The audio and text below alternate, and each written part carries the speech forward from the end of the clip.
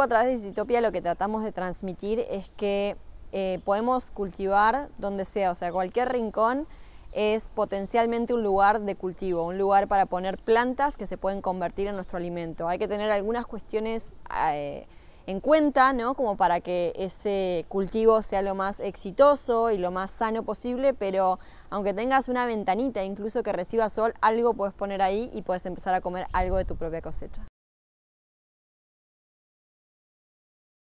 La principal, como más importante, es el sol, porque el sol, o sea, hay plantas que requieren más y menos sol. Según la planta que estemos cultivando, hay algunas que nos demandan muchas más horas de sol directo, o sea, de sol incidiendo en las hojas, que otras que pueden tolerar como menos sol, incluso como poquitas horas de sol para desarrollarse. Entonces, como que esa sería la primera cuestión que tenemos que definir. Si vamos a tener un lugar para cultivar, cuántas horas de sol recibe al día y en función de eso elegir los cultivos que requieran esas cantidades de sol. Y después hay otras cosas a tener en cuenta como el sustrato. El sustrato, como que el suelo es una de las como de los pilares de la huerta. Una de las cuestiones más importantes a la hora de empezar a hacer huerta es saber preparar un buen suelo, un suelo nutrido, un suelo que tenga buena estructura, un suelo que esté vivo, ¿no? Que se estén desarrollando muchos organismos que favorezcan el desarrollo de las plantas. Al final las plantas toman energía lumínica y la transforman en alimento, pero también requieren un montón de nutrientes que tienen que estar disponibles en el suelo para que ellas puedan estar sanas y desarrollarse.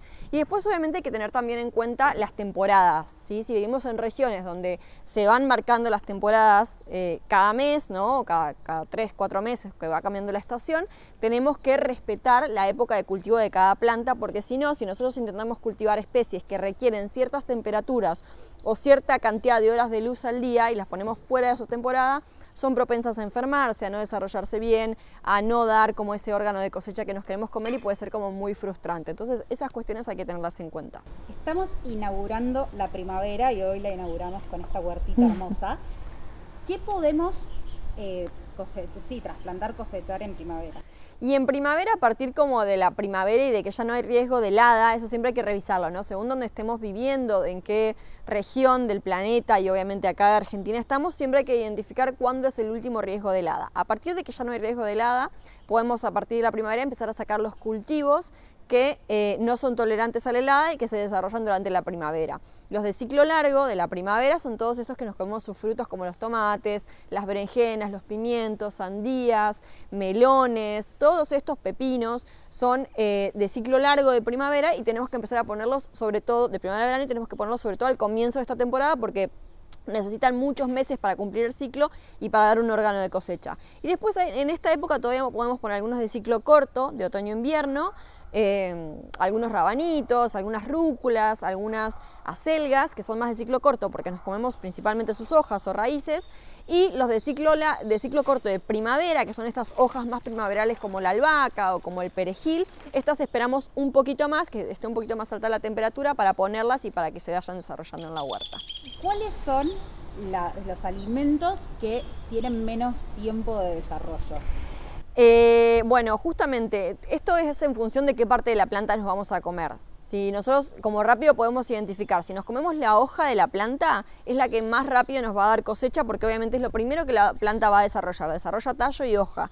Entonces las lechugas, las acelgas, la rúcula, la albahaca, las aromáticas en general son las que más rápido dan cosecha y las que más tardan en dar cosecha para la gente más paciente quizás o saber que hay que esperar más son todas las que nos comemos sus frutos, que obviamente tienen que cumplir todo su ciclo biológico, crecer, desarrollarse, dar flores, que ocurra la polinización, dar frutos, engordar los frutos, que maduren y recién ahí tenemos cosecha. Entonces siempre esas van a tardar más en dar cosecha.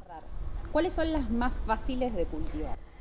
Las más fáciles de cultivar, bueno, las de ciclo corto son como las que son menos propensas a enfermarse porque van a tener menos tiempo, las vamos a tener durante menos tiempo en la huerta y eso hace que haya menos probabilidad de que se enfermen. Entonces siempre yo recomiendo que arranquen con lechugas o con rabanitos que dan cosecha muy rápido también. Las zanahorias se la bancan bastante bien también, rúculas, aromáticas, esas son como las más fáciles para empezar y una vez que nos sentimos más cómodos, podemos arrancar con las de fruto, que tienen como una dificultad quizás media, ¿no? Porque bueno, ya hay que cuidar mucho más a la planta, hay que podarla, hay que hacerle un tutor, es más propensa a que se enferme, entonces quizás después en un segundo nivel arrancar con esas que son un poquito más difíciles.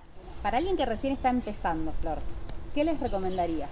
Bueno, les recomendaría eso, que tengan en cuenta estos consejos que dimos al principio, que traten de buscar un poquito de información, porque siempre está bueno como tratar de tener alguna información para que obviamente sea como placentero y no tan frustrante empezar a cultivar.